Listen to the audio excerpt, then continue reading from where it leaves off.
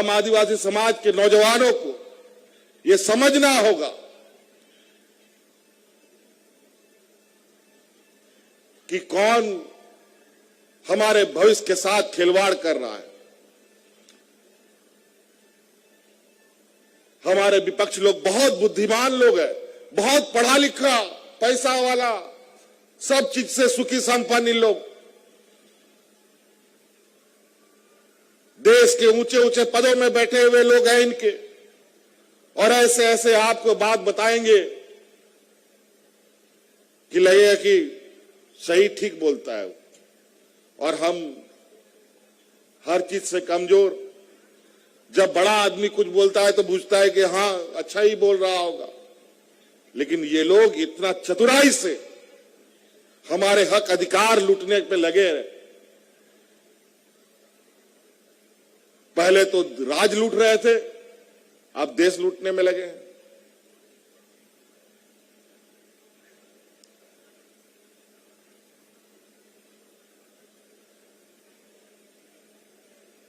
हम अब जब सरकार में आए तब हम लोग ने देखा कि सरकार के अंदर हुआ क्या भाई 20 वर्ष में। ये नवजात झारखंड जब जन्म लिया था उसमें सरप्लस बजट था इस देश का, इस राज्य का, मतलब उस अलग राज्य बना तो पैसा कौड़ी लेके आया था, लेकिन 20 वर्ष में वो पैसा इन लोगों ने खा के खत्म कर दिया। नतीजा आज घाटे के बजट में सरकार चलती है। कहां चला गया पैसा? ये तो लेके आया था अपना पैसा और अपना जेब तो भरा ही भरा, इस राज्य को कमजोर भी कर दिया। और अभी आरोप लगाते हैं हम पर, हम भ्रष्टाचार हैं, हमने लूट ली झारखंड।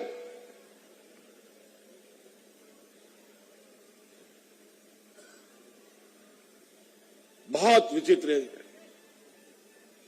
मतलब ये लोग देश आजादी में इनकी कोई भूमिका, ना राज्य अलग करने की भूमिका में कोई इनका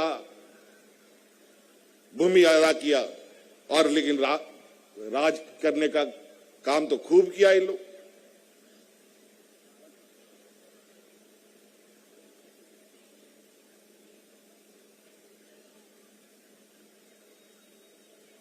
आप लोगों ने देखा, हम लोग सरकार बनाए तो सरकार बनते ही कोविड जैसा महामारी आ गया, सुखाड़ भी आ गया। कोविड किस तरीके का वक्त था वो बताने का जरूरत नहीं है। हम लोग को भी समझ में नहीं आया कि हम लोग करें तो क्या करें। लाखों लोग अलग अलग राज्य में फंसे रहे, लॉकडाउन हो गया, आने जाने का सारा रास्ता बंद, काम धाम, हाट बाजार, दुकान सब बंद। तो मुझे हल्का कुछ याद आता है कि कोल्हान क्षेत्र के भी कई लोग दूसरे राज्यों में फंसे थे। उस समय भी हमने बताया था कि ये देश का पहला राज्य बना जहां हिम्मत करके हम अपने मजदूरों को ढो ढो करके घर पहुंचाने का काम किए थे।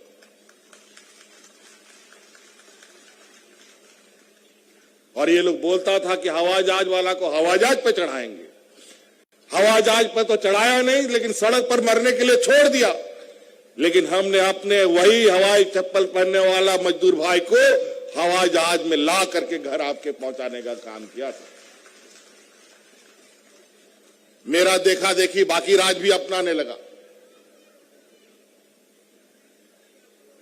हम लोग हमेशा किसी भी परिस्थिति में अपने झारखंडी भाइयों के साथ, चाहे वो धूप गर्मी बरसात हो, सरकार बने ना बने उसकी चिंता नहीं, लेकिन झारखंड के लोगों के साथ अन्याय बर्दाश्त नहीं है। तो आज हम लोग का जो भी थोड़ा बहुत वक्त मिला, आपने देखा कि किस तरीके से हम लोग के पंचायत गांव गांव टोला टोला में सरकारी कर्मचारी जा जा करके जहां सड़क नहीं है, पुल पुलिया नहीं है, वहां पर कोई ट्रैक्टर में, कोई बैलगाड़ी में, कोई मोटरसाइकिल में ब्लॉक ऑफिस का कंप्यूटर ले जा करके, प्रिंटर ले जा करके दिन भर बैठ करके आपकी समस्याएं सुन रहा था।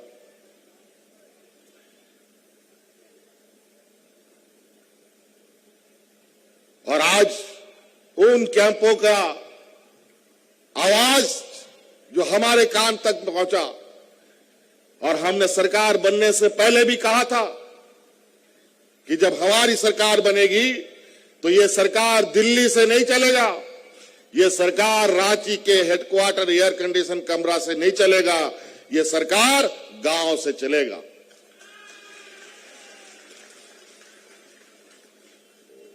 दो 2021 में हम लोगों ने 45 दिन का शिविर लगाया, 2022 में भी 30-35 दिन का शिविर लगाया, अभी 2023 में भी कल परसों खत्म हुआ है 30-35 दिन का शिविर लग करके। और आज उन शिविरों के माध्यम से एक एक समस्या जो गांव में 20 वर्षों से इकट्ठा कर दिया इन लोगों ने भरकर, उसका समाधान में हम लगे। पहला समाधान के रूप में इस राज्य के बेसहारा लोगों को, बुजुर्ग लोगों को, असहाय महिलाओं को, विधवा महिलाओं को, विकलांग लोगों को आज अगर आप डिबरी लगा के खोजिएगा तो बुजुर्ग लोग बिना पेंशन का नहीं मिलेगा। और आज तो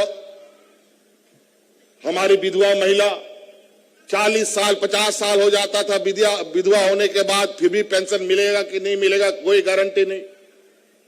लेकिन आज चाहे वो 20 साल की विधवा महिला हो, चाहे वो 80 साल की हो, भले विधवा ना हो, भगवान ना करे, आज सभी विधवा महिलाओं को हम पेंशन देते हैं, कोई नहीं बचा।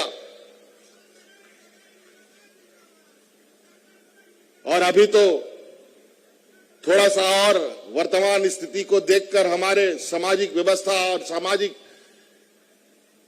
तकलीफ को देखकर, आदिवासी दलित का जो उम्र सीमा जो 60 साल का था, जो हमने लगाया था कि 60 साल से उम्र के अधिक लोगों को सबको पेंशन देंगे, उसको भी घटाकर 60 साल की जगह हम आदिवासी दलित के लिए 50 साल कर दिए। अब 50 साल में ही मिलेगा।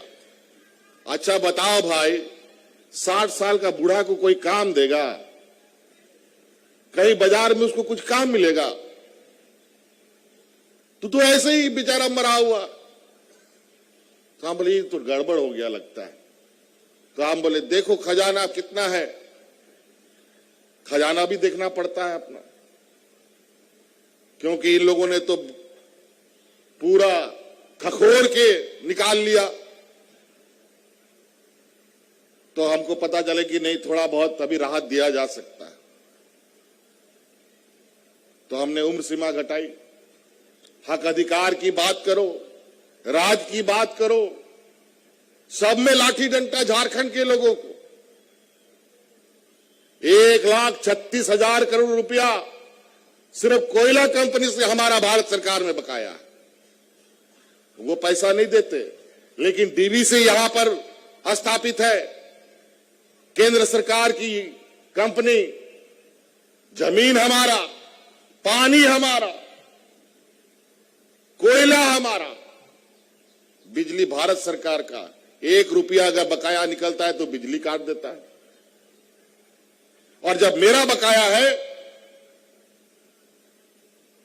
तो पैसा देने के बजाय बड़ा बड़ा एजेंसी भेज देता है, इसका मुंह बंद कर दो भाई। जब से सरकार बना है उसके दूसरे घंटा से ये लोग सरकार गिरा रहे हैं। अजीब हालत है। ये सरकार है कि खेत में लगाया हुआ मूली गाजर है जी, जब चाहो जब उखाड़ दो। ये सरकार इस राज्य की जनता ने बनाया है और इसकी जड़ इतनी मजबूत है, सरकार क्या कबाड़ोगे, कबाड़ खुद जाओगे।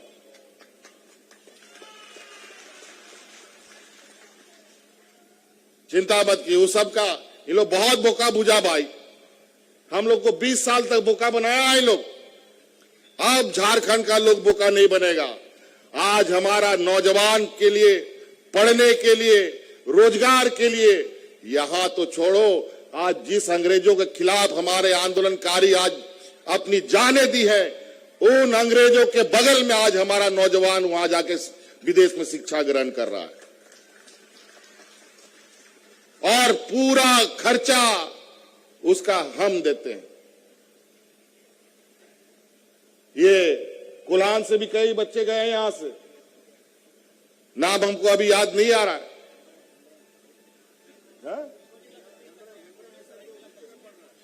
3 की 4 बच्चे बता रहे हैं लोग गए। अभी तक 50 बच्चा हमारा इन 3 सालों में हम विदेश भेज चुके। पढ़ाई के लिए गरीबी हमारे बीच में बहुत अधिक होने की वजह से बहुत समस्या, गरीब के लिए तो गरीबी ही सबसे बड़ा समस्या, इससे बड़ा कोई समस्या नहीं होता। इसमें पढ़ाई लिखाई बहुत दिक्कत से होता है और उसमें खास तौर पर बच्चियों को लेकर। आज बच्चियों के लिए आपको बोझ बनने का जरूरत नहीं है, उनके लिए भी सारे रास्ते। आप लोग साधारण डिग्री के लिए भटकते रहे कि किसी तरह डिग्री मिल जाए तो हम पारा शिक्षक का आवेदन देंगे, महाशय बनेंगे, बच्चियां सब नर्स बनेगी, यही तक सोच था। लेकिन आज राज्य के सभी छात्र छात्राओं को 10वीं 11वीं 12वीं बच्चों को गुरुजी क्रेडिट कार्ड हमने देने शुरू किया है। आज उसके माध्यम से आप आने वाला समय में डॉक्टर बनिए, इंजीनियर बनिए, वकील बनिए, जज बनिए, तभी इस आदिवासी समाज का विकास होगा। और इसके लिए आपको पता है डॉक्टर इंजीनियर पढ़ने के लिए कितना महंगा होता है, पैसा कहां से लाएगा? 10 लाख, 5 लाख, 15 लाख रुपया। हमने कानून बना दिया आपके लिए कि आप गुरुजी क्रेडिट कार्ड लीजिए अपने बच्चों के लिए, और जब वो इंजीनियर पढ़ने जाएगा, डॉक्टर पढ़ने जाएगा, तो कोई बंधक आपको देना पड़ेगा नहीं, कोई जमीन गिरवी नहीं रखना पड़ेगा, ना गाय गुरु बेचना पड़ेगा। 15 लाख रुपया तक का आर्थिक सहायता राज्य सरकार आपको देगी। पढ़ो, अब जज नहीं बनाओगे अपने बेटों को, वकील नहीं बनाओगे, इंजीनियर डॉक्टर नहीं बनाओगे, तो आदिवासी वर्तमान लोगों के साथ नहीं लड़ पाएगा। क्यों नहीं 20 साल में यह बात बना? क्यों ये कानून नहीं बनाया इन लोगों ने?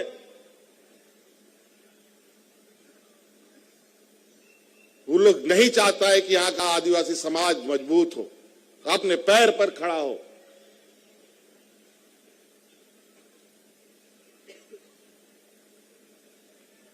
और आज जिस तरीके से एक एक करके हम तिनका तिनका जुगाड़ करके एक मजबूत झारखंड बनाने की सोच कर रहे हैं। अभी 2023 है, 2024 में अब हम लोग आ गए। आज 2025 में ये राज 25 साल का हो जाएगा। मतलब युवा राज, एक नौजवान 25 साल का होता है तो कितना मजबूत होता है, अपना घर परिवार का जिम्मेवारी उठाने लायक हो जाता है। लेकिन इस राज को तो बीमारू राज बना दिया इन लोगों ने 20 वर्षों में। 25 साल में क्या खाक अपना जिम्मेवारी उठा पाएगा, चुनौती उठा पाएगा? ये तो गनीमत है कि आज हम लोगों ने सरकार का बागडोर संभाला। कोरोना जैसा महामारी, सुखाड़ जैसी आपदा को हम लोगों ने झेला और आज विकास के एक रफ्तार को निरंतर हम लोग गति दे रहे हैं। नहीं तो जहां अस्पताल का ठिकाना नहीं, डॉक्टर का ठिकाना नहीं, इलाज का अता पता नहीं, बीमारी का अता पता नहीं, किसी को पता नहीं कि बीमारी का इलाज क्या है। और ऐसी आपदा, ऐसी महामारी गरीब राज्य के लिए अभिशाप के बराबर होता है। बगल के राज्य में जाके देख लीजिए, जो अपने को विकसित राज्य कहते हैं, यूपी वगैरह में, लोग कैसे मरे, जानवर जैसा लोग मरा, मिट्टी घट गया दफन करने के लिए, लकड़ी खत्म हो गया उन लोग को जलाने के लिए। कोरोना से मारे गए लोगों को उनके परिजन नदी के किनारे छोड़ जाता था, कोई मैदान में छोड़ देता था, चील कौवे उसको नोच के खा जाते। दुनिया ने ये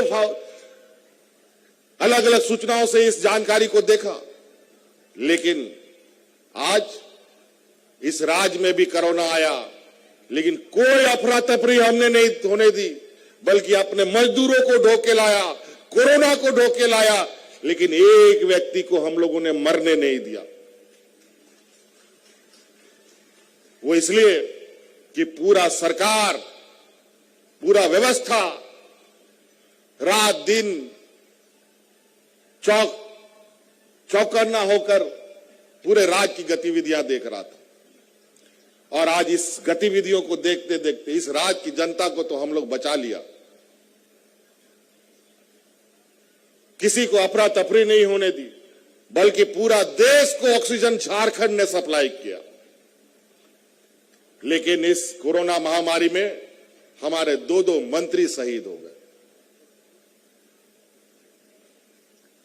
वो इसलिए कि कोरोना में भी वो घर में नहीं बैठते थे, गांव देखते थे कोई भूखा तो नहीं सो रहा, क्योंकि काम धाम तो सब बंद, हाट बाजार तो सब कुछ बंद, मजदूर प्रधान राज्य है। और यही खबर लेते लेते कोरोना के ये आगोश में चले गए। हाजी हुसैन अंसारी साहब, टाइगर जगन्नाथ महतो जी को तो एक बार हमने मौत के मुंह से निकाल लिया था, लेकिन जनता का मोह उनसे छूट नहीं पाया। लगातार जनता के बीच में बीमार होते हुए भी वो जाते रहे और अंतोगत्वा कोरोना से बच नहीं पाए। ऐसे लोग हमारे साथ खड़े होते हैं और चलते हैं, अपनी जान की परवाह किए बगैर राज्य के जनता के लिए खड़े होते हैं। और ये लोग, विपक्ष के लोग, लगातार कुछ ना कुछ षड्यंत्र।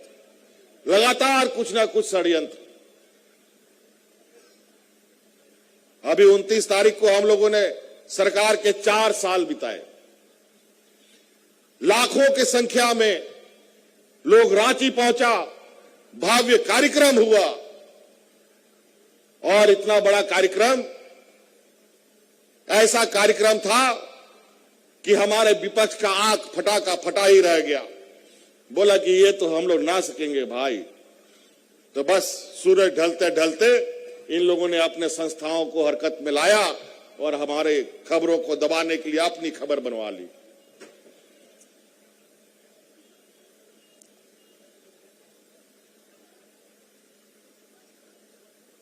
तो कोई चिंता नहीं उसकी। मैंने कहा कि चलो, चलते रहो, कितना तुम लोग भी चाल चलोगे। अब राजनीतिक मैदान में नहीं सके तो अलग अलग माध्यम से, अलग अलग एजेंसियों के माध्यम से हम लोगों को कमजोर करने का एक योजनाबद्ध तरीका चल रहा है। अभी मेला आप लोग देखे हैं, ये तो किसान मेला, किसान जिसका ये लोग किसान का घोर विरोधी जमात, ये लोग तो किसानों को समाप्त करने के लिए देश में किसान विरोधी काला कानून लेके आया। ये तो गनीमत है कि इस देश के किसानों ने, जो हमेशा से एक समय आंदोलन था, इस देश को कहा जाता था जय जवान जय किसान का नारा लगता था। किसान, इनको लगा कि किसान सब अब कमजोर हो गया है, अब किसान लोग लड़ने की ताकत नहीं है। लेकिन किसानों ने भी देख लिया कि चलो अब दो हाथ हो ही जाए।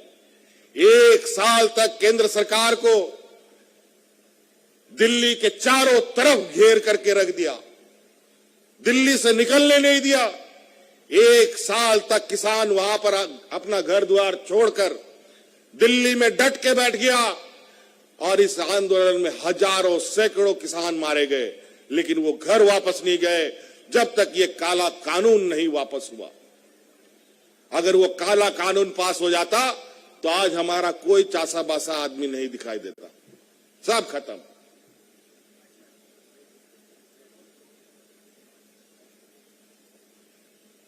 बहुत सारी बातें हैं, अगर हम बातों को रखना शुरू करेंगे तो बहुत समय लगेगा। अब शुरुआत है, अभी 2024 विशुद्ध रूप से राजनीतिक साल है। यह साल राजनीतिक उठापटक का साल होगा। इसमें आप लोगों को एकजुटता के साथ आदिवासी एक होकर नारा लगाने के निकलना होगा। और जिस तरीके से हम लोगों ने समय समय पर अपनी ताकत दिखाई है, ये ताकत इस बार राज्य के लिए भी और देश के लिए भी दिखाना होगा, नहीं तो लोकतंत्र बचेगा नहीं। लोकतंत्र को ये खत्म करने की तैयारी में है। एन केन प्रकारेण पूरा जितना गैर भाजपा शासित राज्य है, सभी राज्य के सरकारों को इन लोगों ने तबाह कर रखा है। अभी तो एक देश का एक हिस्सा से ही लोगों को भगा दिया गया है। अभी एक हिस्सा इधर ही बचा है, झारखंड, बिहार, बंगाल,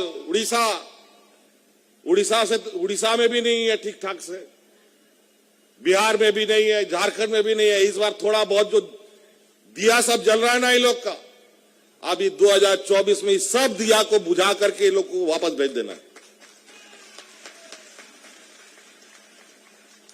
नहीं तो कोई नहीं बचेगा। विशुद्ध रूप से आंदोलनकारी लोग तो बचेगा ही नहीं बचेगा, क्योंकि बोलेगा यही आंदोलनकारी लोग तो हवा लगाता है, आग लगाता है। और बड़ी चतुराई से वही मैं सोचता हूं कि अगर हमारे आंदोलनकारी नहीं होते, हमारे दिसोम गुरु शिबू सोरेन जी नहीं होते, तो ये राज भी हम लोग को नहीं मिलता।